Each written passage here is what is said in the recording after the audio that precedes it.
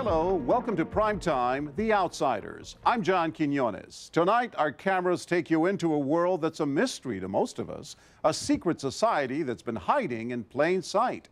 It's a place that's isolated on all sides, physically as well as spiritually, cut off by the Grand Canyon. For some, there would be no better place to hide out, to be an outsider. But for the first time ever, the people you're about to meet say, "Come on in. We're not hiding anything." Okay, everybody.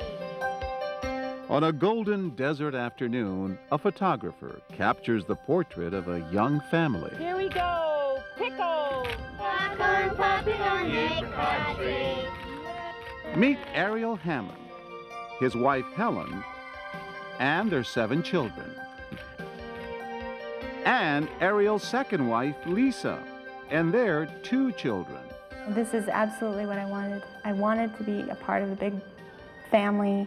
Can you imagine having 4 or 5 wives down the road? Sure. That would be wonderful. I would love it. Dozens of children? Right. Welcome to Centennial Park, population 1,200, a tiny speck in the vast Arizona desert. Classic southwestern scenery, a place where everyone considers themselves all-American in every way, except one. The people of Centennial Park practice polygamy. Your father had 16 wives? Right. How many children? 75. Do you see yourself having that big a family? Not necessarily. If 16 women want to come into this family and all of my wives are amenable to that decision, then I think it would happen. Well, Ariel Hammond is 32, Helen 30, and Lisa 20. The children range in age from 9 down to 6 weeks. bow your heads.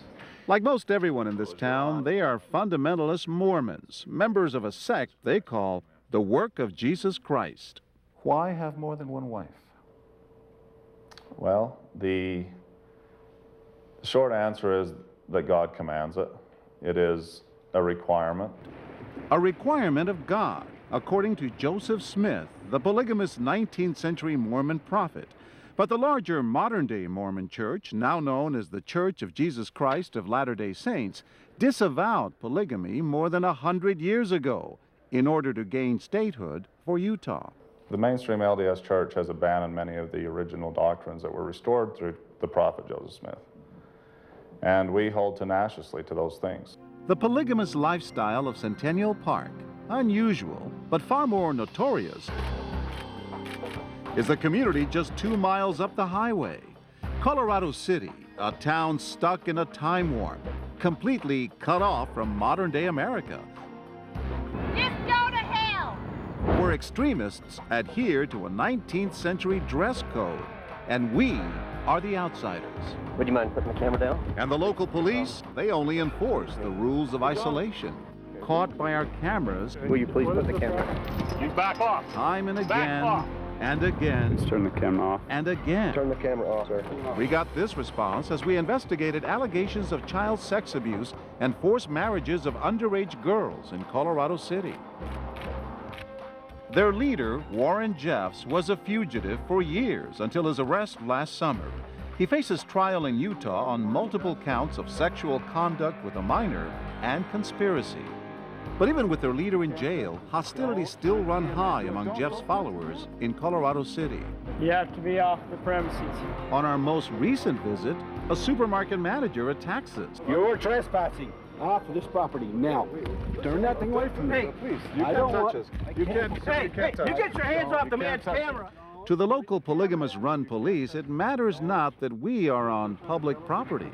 Yeah, get in your cars and leave the property. Yeah, just as simple as that. Go. Go. Okay. Now. We are. Not quick enough, mister. This image of a kind of totalitarian state of polygamy in a ramshackle town rankles the people of nearby Centennial Park, who see themselves as law-abiding Americans. And you resent that people brushing you with the same paintbrush. Well, it's tempting to do that. I understand people's tendency to want to look at all polygamists the same way. But that's what this is about. They need to learn that we're different. Just how different is immediately apparent in the typically upscale neighborhoods of Centennial Park.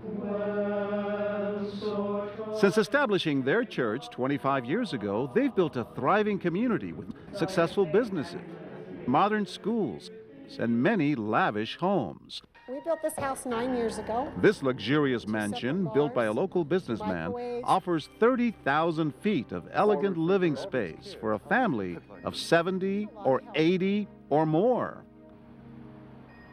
The new elementary school is a high-tech, cyber-savvy learning environment. Centennial Park is hardwired to modern education and culture. Because I grew up like that. We interviewed Ariel Hammond and his wives, Helen and Lisa, in Lisa's childhood home, the posh residence of a church leader and his many wives. The idea of Centennial Park comes from a group of people sharing a common belief. And we come together to support each other and to help each other. Not everyone here is wealthy, and yet the mansions are numerous. That's partly because many residents are builders and tradesmen who work in the surrounding region while bringing earnings and expertise back home. It's also because volunteer labor is a religious duty in Centennial Park. So we'll snap 3.5 on the inside of the wall. On Saturdays, the church organizes work crews. They fan out to build houses, roads, schools, and other community projects without pay. But the way they see it, not without benefits. I want a better community. We believe that is part of our religion.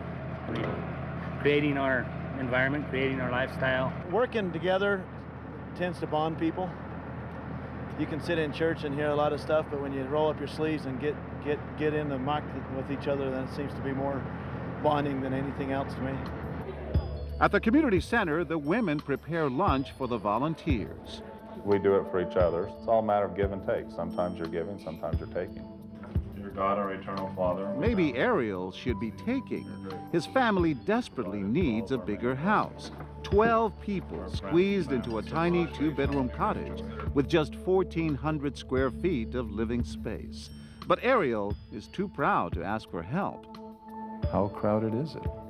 Well, it's getting crowded. They're still little people, so it's easy to put them on bunk beds and stuff, but as they get bigger, they're going to need more space. How do you sleep? Who sleeps where? Well, we actually have 3 sleeping areas. A lot of the children share one bedroom, and the oldest boy has a sleeping area of his own. I have my bedroom that I share with the ladies.